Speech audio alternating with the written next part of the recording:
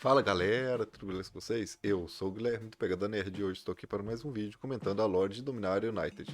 Mais especificamente, comentando o quinto e último capítulo da lore principal.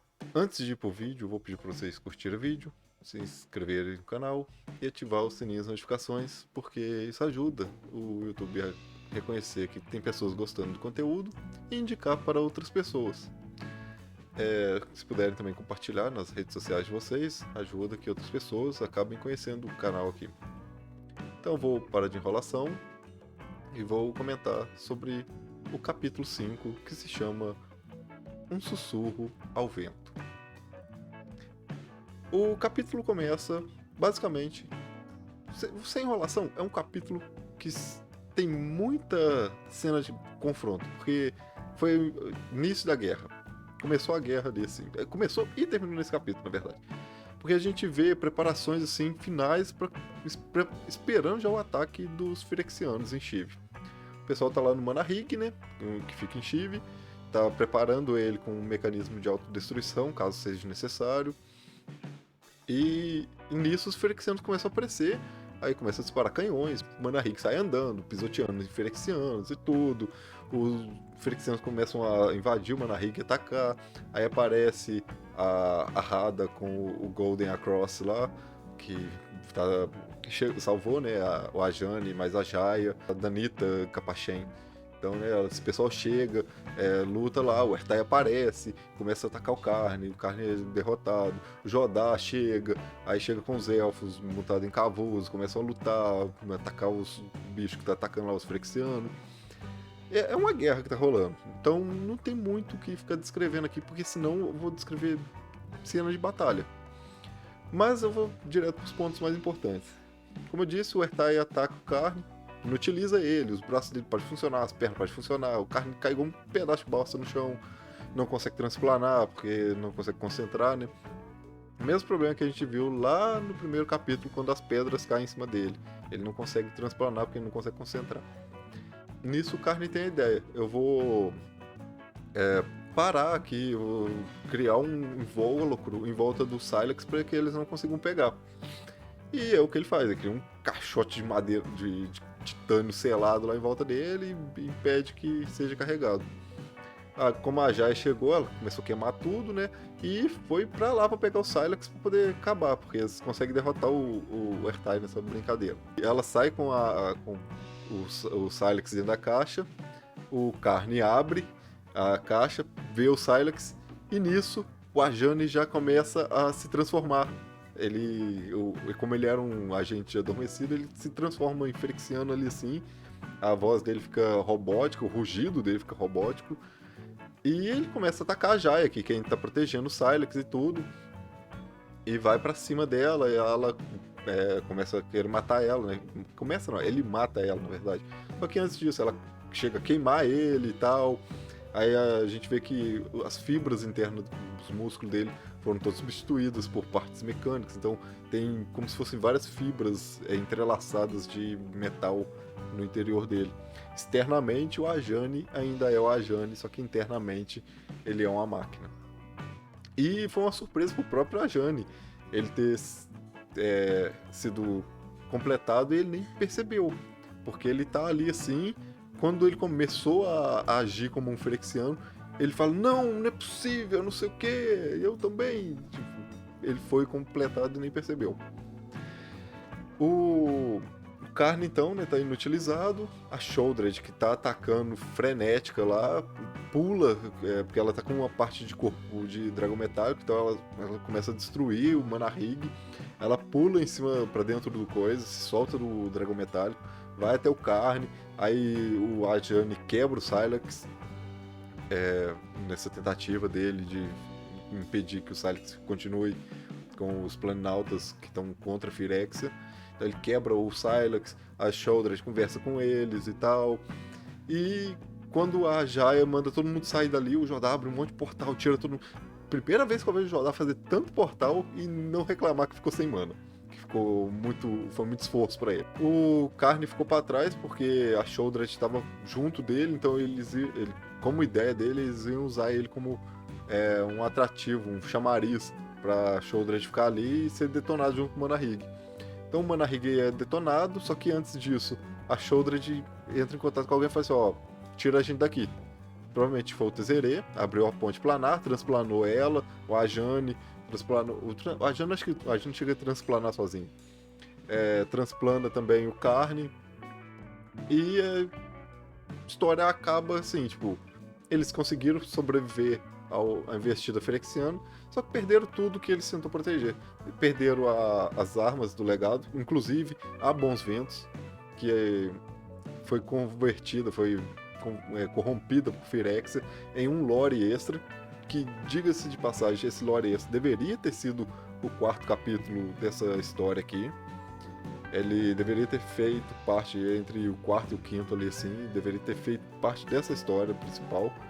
Ele não deveria ser uma lore extra, porque, poxa, é a Bons Ventos, é uma nave importante dentro da história de Dominária, então ela ter sido capturada, convertida, corrompida por Firexia, era algo que deveria estar na lore principal. Mas então a gente vê o pessoal lamentando a morte da Jaya, fazem pirâmides para cada um colocar a sua memória dela, o Teferi, a Jaya, Jodá, e deixam uma pro Carne também fazer isso, porque eles têm convicção de que vai trazer o Carne de volta. E o capítulo acaba, tipo assim, a gente parece ter tido um salto temporal, assim, passou algum tempo, com o Teferi falando que ele vai fazer a única coisa que ele sempre disse nunca iria fazer, que é mexer com o fluxo do tempo. Ele vai trajar uma armadura lá, uma armadura de metal Tran, para poder viajar no tempo. Ele vai amplificar o poder de Planalta dele e voltar no tempo. Talvez fosse interessante, como ele vai voltar lá na Guerra dos Irmãos, talvez fosse interessante o Teferi ficar preso no tempo e com isso ele mudar a história de Zalfir. Ele conseguir trazer Zalfir de volta, para ele não ficar perdido. Seria o momento de redenção dele. Mas eu acredito que isso não vai acontecer. Ele vai voltar lá na Guerra dos Irmãos para aprender como que o Sylax funciona. O problema é que não tem mais Sylax. Só que eles têm conhecimento, talvez tendo conhecimento, talvez consigam recriar ele, né? Eu acho que deve ser essa a esperança dele. E talvez uma das partes mais importantes foi o finalzinho da história, quando a gente vê o Carne lá em New Phyrexia já. Ele desperta em um lugar todo escuro. Eis que então ele percebe aos poucos as coisas voltando, a visão e tal, e ele se dá de cara com a Eleshnor. Eleshnor conversa com ele, fala, bom, você voltou, pai, não sei o que, aquele negócio que os Phyrexianos têm com o Carne, de tratar ele como o pai atual, o pai das máquinas. O que pra mim pode ser um tanto complicado, porque eu vou explicar mais pra frente porque eu acho complicado tratar o Carne como pai das máquinas, mas vamos terminar aqui a história. Aí mostra pro Carne que as coisas estão caminhando, que Phyrexia vai... Tipo, ela dá a entender que Phyrexia vai invadir tudo, e ela mostra daquele deserto de porcelana branco, que é a camada que ela governa, tem uma única vida crescendo em toda aquela corrupção de metal, que é uma planta, uma árvore que está se desenvolvendo, porém dessa árvore escorre o óleo preto de Phyrexia. E bem, essa árvore, como a gente já sabe, é a essência da árvore de Kaldheim que eles pegaram, né? A árvore dos mundos. E provavelmente vai ser o que eles vão usar para invadir os outros mundos. Porque até o momento a gente está vendo só Phyrexianos atacando, mas são somente os pretores que estão atacando. E quando eles chegam no plano que eles começam a converter. Até na verdade, né, o único que realmente fez uma conversão gigantesca foi a Shoulder. O que leva a crer que ela está há muito tempo em Dominária. Mas muito tempo mesmo, porque é muito agente Phyrexiano que ela converteu. E a gente vê que ela trouxe o Ertai de volta à vida. Então, se ela trouxe o Ertai de volta, o Ertai pode estar ajudando ela a converter, assim como a gente viu que ele fez com o corpo do Squee. E, bem, tem um amigo meu que tem a teoria de que o Geek está vivo também. Então, talvez o Geek estando vivo tenha sido o que ajudou ela a converter as outras partes Phyrexianas. Esse meu amigo tem essa teoria porque ela estava desacordada, estava inerte, né, quando o Carne encontra ela inicialmente. Mas ela pode simplesmente ter chegado, converteu a Rona, e a Rona, como já era discípulo de Gix, que eu acho até estranho se é discípulo de Gix e Gix não existe mais, então talvez Gix realmente exista, apesar de não ter aparecido na história. Mas aí a Shoulder converte ela, a Rona, e a Rona ficou dando comandos assim, junto com o Ertai. Porque aparentemente a Shoulder tinha dois generais ali, que era a Rona e o Ertai. E então eles foram convertendo pessoas, completando pessoas, na verdade. Eu tô falando convertendo, mas é completando. E, bem, essa é a história de Dominária. Teve um salto temporal do capítulo 4 pro 5 para poder ter desenvolvido todo aquele. Reunir todo aquele monte de soldados para poder lutar e tudo. Mesmo que tenha sido um salto curto, de um mês só. Porque o Jodá falou que demoraria um pouco para chegar, então eu entendo que seja um mês mais ou menos.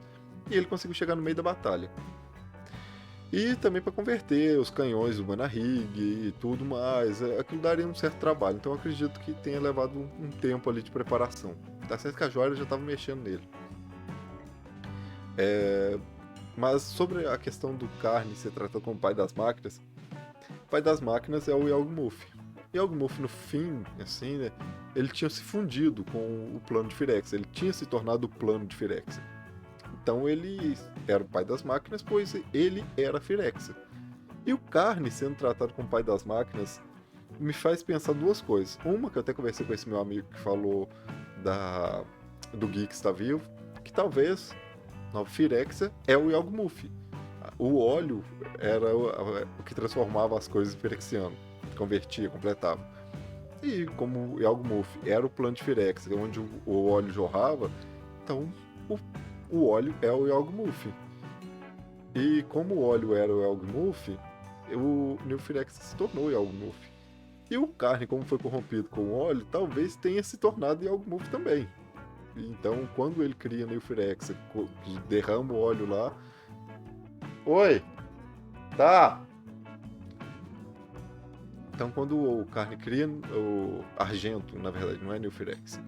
Ele cria Argento, quando o Carne cria Argento, que depois é convertido pelo Menarca em Mirrodin, e depois se torna New Firexia, talvez tudo isso tenha sido meio que a consciência do pai das máquinas por trás do Carne ali, mexendo com ele.